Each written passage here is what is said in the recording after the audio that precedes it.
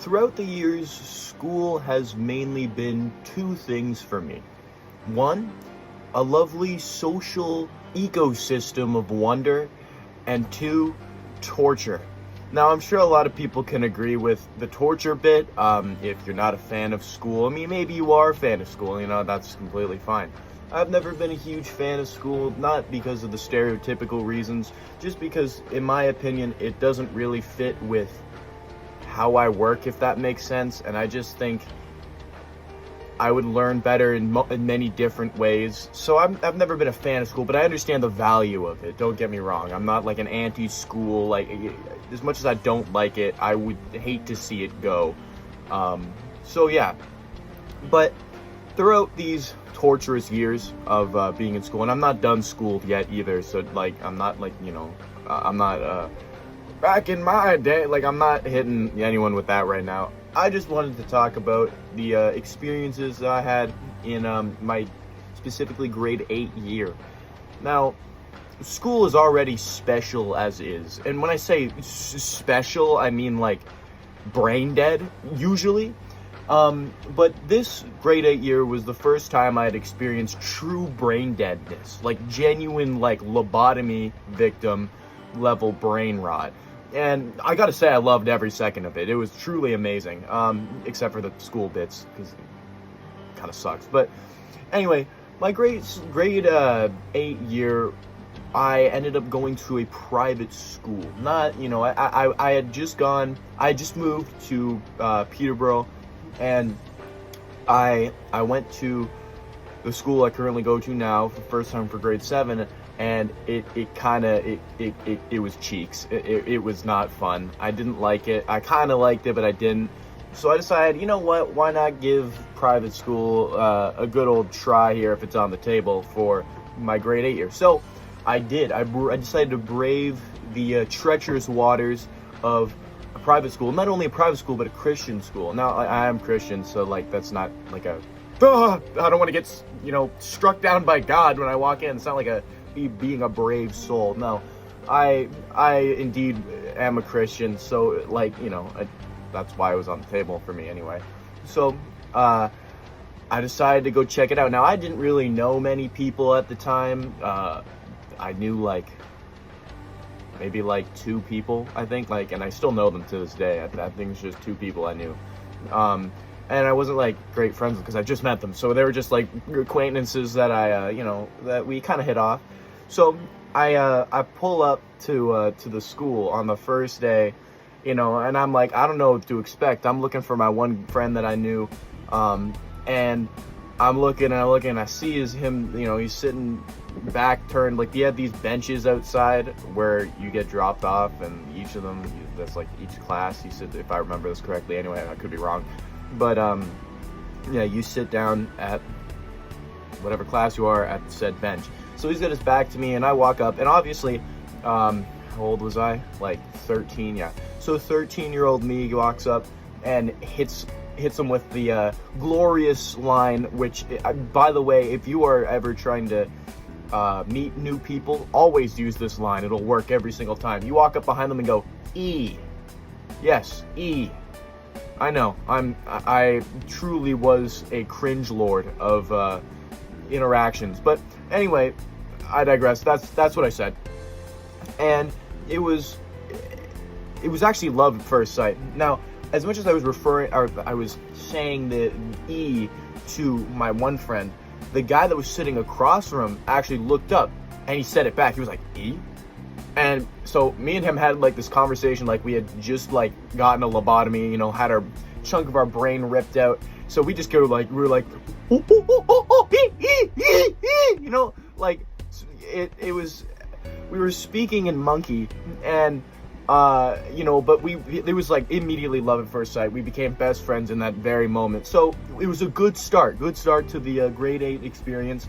Me and this guy really hit it off. We found out that we had a lot in common and whatnot, and he's still one of my best friends to this day, so that's pretty crazy. But yeah, so we hit it off, and things were going pretty good. And that was kind of the case for the next whole rest of the school year. It was a vibe I met a lot of people, and the thing I was scared about going into this private school was that everyone was super well, like, packed. Everyone knew each other. It was basically like family, because if you, let's say you went there, you know, like the very start, like you went there, I don't know, kindergarten. I don't actually remember if they have kindergarten, but do they? There's no shot they do. I think it's grade 1. I don't know. I'm sure people who are my friends from then will correct me on this if they're watching this, but well, let's just say grade 1. We'll go grade 1. If you came at grade 1, then you're gonna basically be with your classmates until grade 8. So you're basically with the same people the entire time, unless they like leave, or someone else joins. So I was joining in the very last possible second, and I don't know, I just thought I wasn't gonna get integrated to this into this ecosystem very well.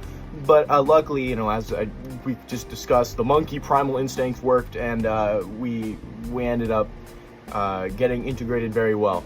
So it was pretty fun. I got a lot of cool memories of just being an idiot in grade 8.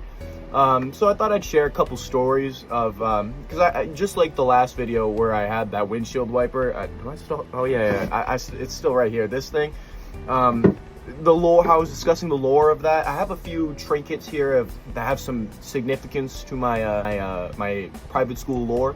So I thought I would just share a little bit about the origins of these.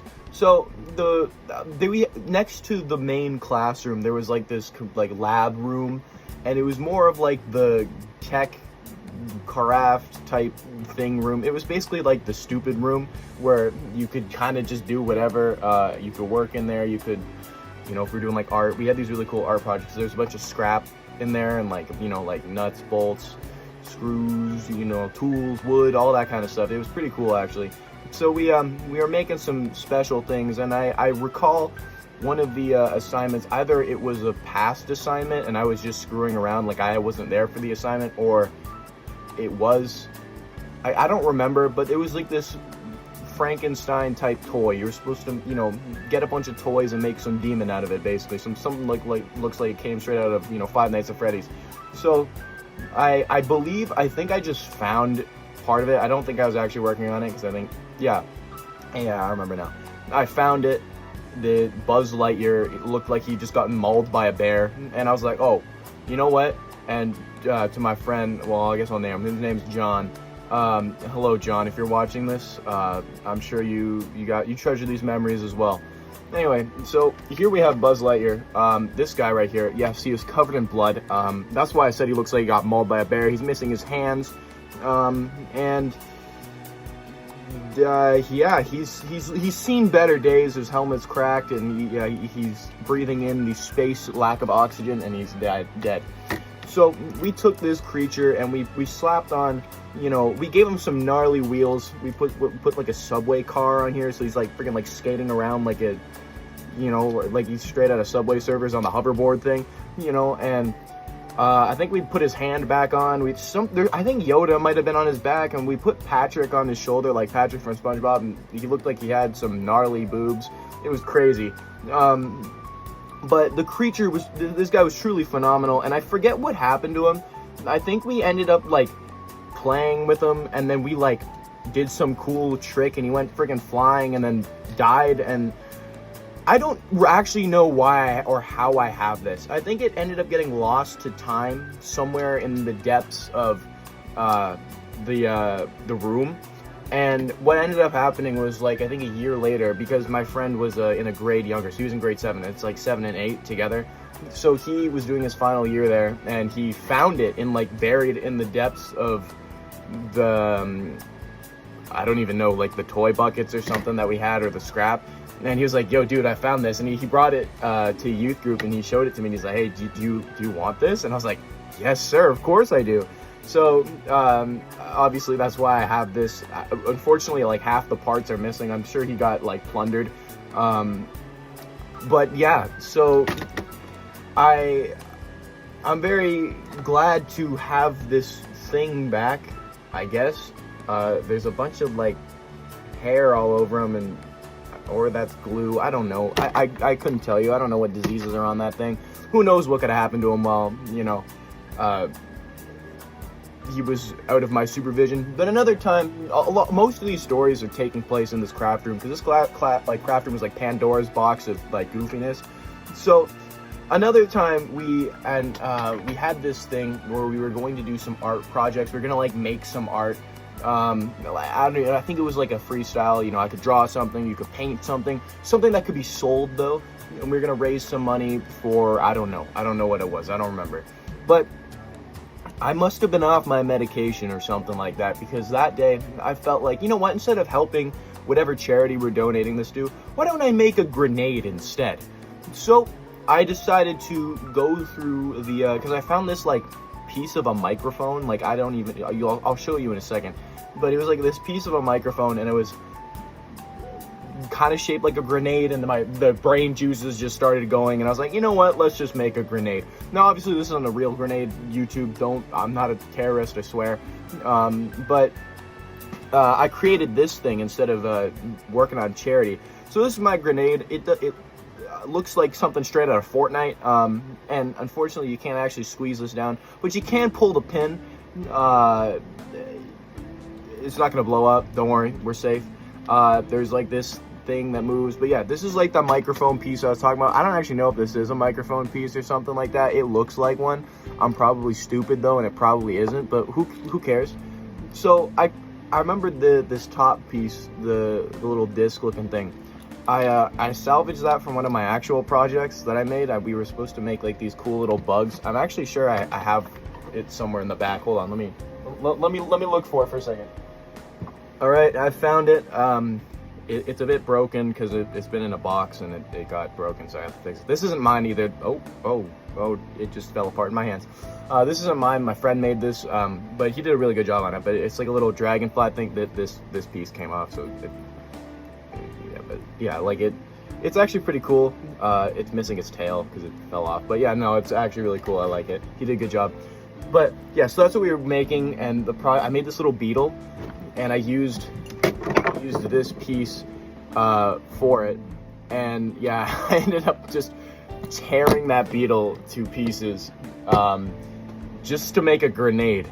But yeah, no, this thing has been through hell and back. I remember my friend swiped it, he put it in his pocket, and we went sledding once, and he just pulled it out of nowhere, and I was like, dude, why did you just steal my grenade? And he like tossed it down the snow hill. It doesn't even matter, but it was pretty crazy. And I got two other little stories here about Nintendo characters, specifically Mario and Yoshi, and how we have brutally mistreated them in that room. So the first time, this being a Christian school, we got in a lot of trouble for the fact that our inner Roman barbarianism came out, and we decided to punish Mario for a crime that I don't remember what it was, but we decided to crucify him. So we nailed Mario up on the cross just like our Lord and Savior Jesus Christ, and I totally understand why that probably didn't slide, because yeah, that isn't really that cool, but because it's kind of like, it can be taken as we're saying that Mario is Jesus. Not like that's not what we were doing, but I get why we got in a lot of shit for it. But we like grabbed Mario, we took a bunch, like we gave him this treatment, we splattered red paint all over him, hammered him up there on like this cardboard cross, and then we got a lecture from our teacher. Now this teacher, I want you to imagine, unless of course you know what he looks like, if you're my classmate, you know, but I want you to picture like an alpha male, like a sigma male. Those are two different things. Okay, picture like an alpha male, not a sigma, because sigmas are like, you know, I don't need women. I'm cool all alone, but sex, you know, like don't picture that. I want you to picture an alpha male. So he's like a Christian alpha male that is like the nicest being on the planet, but if you piss him off, you're dead. So we faced his wrath, and it was terrifying, but we managed to weasel our way out of the problem. We didn't end up getting executed, just like we did with Mario, so it ended up, it was okay. Now, the next thing, we decided to hang Yoshi. Now this is, at this point, I think so, before COVID hit, before we, or no, COVID had hit, but before we got locked down, I think it was like the second time or something like that. Or maybe it was the first time, I don't remember. I try and forget. But someone hung Yoshi from the ceiling. Like, they took string, tied it around Yoshi's neck, and then like hung him from the ceiling. And he just went undetected for a really long time because he was in like the back corner. But while we were online school, someone started ranting about how we hung Yoshi, and our teacher was like, yeah, tell me more about where this guy is. Yeah, and like he's like, we see him get up and he's moving, and no one really thinks about it until he found Yoshi and just tore him like with the intent to break our hearts. He stared us down and was like, ripped it right off and freed Yoshi from his internal suffering, being hung from the ceiling of the craft room. Now, so I don't know what was with our obsession with like toys. I feel like that room was probably like on par with like Sid's room from Toy Story. How it has all like the freaking Franken toys and like the little baby demons and whatnot. I feel like that was a pretty good comparison, considering this is the kind of things we would do and mistreat them. So if Toy Story happens to be real and the toys are real, I feel really bad for them. Buzz, I gotta say, man, if you're alive, I'm sorry. Do not slit my throat or make me look like you at all, okay? We can be friends, it's alright. I am so sorry. Let me just, there you go. Anyway, yeah, it was just a bunch of goofy stuff we would do, and like, online school just made it 10 times more goofy because it was extremely brain rotted even more because people just like got even braver with the stupid stuff they're doing. And it's not like we were mistreating our teacher or anything like that. Yeah, we were being goofy, we're kids, and you know, we're just having fun. We know him pretty well, so it's like, you know, it was all fun and games. I remember once he, while we were online doing the school, he's just sitting there talking about stuff, and suddenly he freaking disappears off the camera. Like, he's just sitting there, and suddenly just, whoa, gone. And, you know, we were all very, very confused. We thought he pulled like a Houdini magic trick, just disappeared, like a freaking poltergeist. But no, it turns out that he's not a spirit. He's actually just a victim of a faulty stool. And so he has this stool, and he always sits on it while he's doing it, but it actually gave out on him, and he fell. But it was just so, like, the camera quality was pretty bad, so it really looked like he just vanished out of nowhere. You know, we were just probably not even paying attention. Like, I was probably playing Minecraft on the side, and suddenly I look back and our teacher's just gone. But yeah, so that was quite the interesting experience. And I recall us at the when the grade 8s graduated, we ended up gifting him a stool, a nice sturdy stool that I remember it was a pretty sexy stool, I gotta be real. But yeah, no, it was just a lot of fun. It was a lot of stupid stuff. So I just wanted to like talk about some of my core memories there. I'm sure I know there's a lot more, you know, a lot of snow forts and friggin' like TP making and stuff like that. It was crazy. But I mean, I got like the short end of the stick too. I showed up when COVID hit, so like half the good stuff wasn't even there. So if the school's already that great, I honestly would love to see what it's like not COVID, but I guess I'll never know. But I know that there are many of my friends that could give me the whole lore, and I have been given the lore. There's a lot of lore there, a lot of lore. But yeah, no, I just wanted to talk about that because private school is really something else.